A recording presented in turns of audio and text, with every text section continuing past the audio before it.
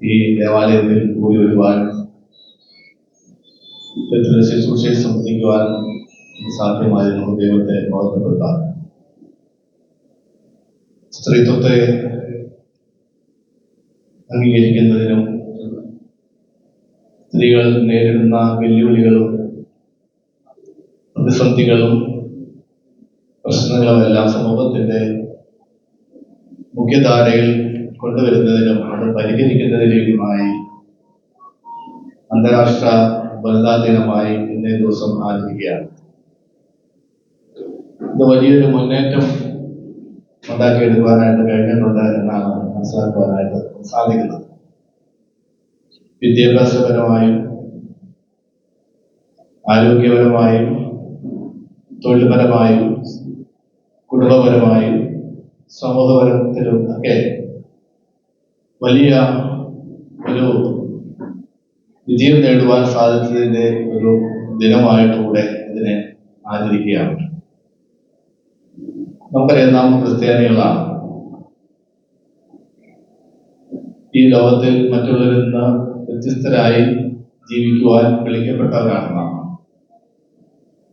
ഇന്നത്തെ സോഷ്യൽ മീഡിയയിൽ അടുത്ത ദിവസങ്ങളിൽ നടന്ന 2-3 കാര്യങ്ങൾ ഒറ്റയടിക്ക് പറഞ്ഞുകൊണ്ട് ഞാൻ അവസാനിപ്പിച്ചോളാം. ഒന്ന്, വളരെ കുഞ്ഞ് പ്രായം പറഞ്ഞ ഒരു കുഞ്ഞ് ദീർഘദൂരം നടന്ന് അമ്മയ്ക്കെതിരെ പോലീസ് സ്റ്റേഷനിൽ പരാതി കൊടുക്കുവാനായി പോയി. അത് ഭാഗ്യവശാലോ നിർഭാഗ്യവശാലോ അത് ഫയർഫോഴ്സിന്റെ ഓഫീസിലായി എന്ന് മാത്രം.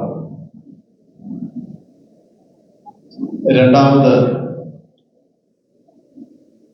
+2 കഴിഞ്ഞ 2 പെൺകുട്ടികൾ ഇവിടെ നിന്ന്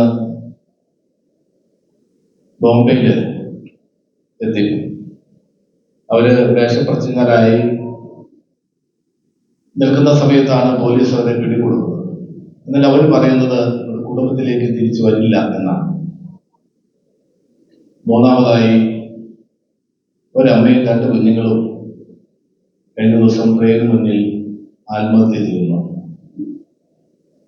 ഞാൻ ആദ്യം ഓർമ്മപ്പെടുത്തിയതുപോലെ വിദ്യാഭ്യാസവും തൊഴിലും ആരോഗ്യവും സമൂഹത്തിൽ നല്ല സ്ഥാനവും ഒക്കെ നമ്മൾ നേടിയിട്ടുണ്ടെങ്കിലും നമ്മുടെ കുടുംബ ബന്ധങ്ങൾ പലപ്പോഴും ഇന്ന് ശിഥിലമായി കൊണ്ടിരിക്കുന്നു എന്നുള്ളതാണ് നമുക്ക് കാണുവാനായിട്ട് സാധിക്കുന്നത്.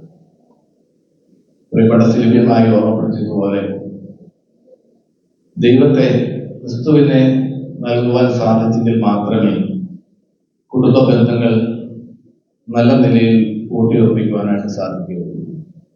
നമുക്കറിയാം, ഒരു നേതാവിനെയും അല്ലെങ്കിൽ ഒരു പുരോഹിതനെയോ ആരെയും മുകളിൽ നിന്ന് നൂല് കിട്ടി താഴത്തേക്ക് ഇറക്കുന്നതല്ല.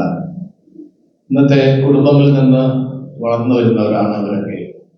അപ്പൊ നല്ല കുടുംബങ്ങൾ രൂപപ്പെടുമ്പോഴാണ് നല്ല വ്യക്തികളെ വളർത്തിയെടുക്കുവാനായിട്ട് നമുക്ക് സാധിക്കുന്നത്. അന്താരാഷ്ട്ര വനിതാ ദിനത്തിൽ നല്ല കുടുംബങ്ങളെ രൂപപ്പെടുത്തിയെടുക്കുവാൻ പ്രിയപ്പെട്ട അമ്മമാർക്ക്, സഹോദരിമാർക്ക് സാധ്യമാകട്ടെ എന്ന് ആശംസിച്ചുകൊണ്ടും പ്രാർത്ഥിച്ചുകൊണ്ടും ഈ വളരെ വലിയ ഈ ദിനത്തിൽ എല്ലാ ആശംസകളും ഭാവങ്ങളും നേരിടുന്നു.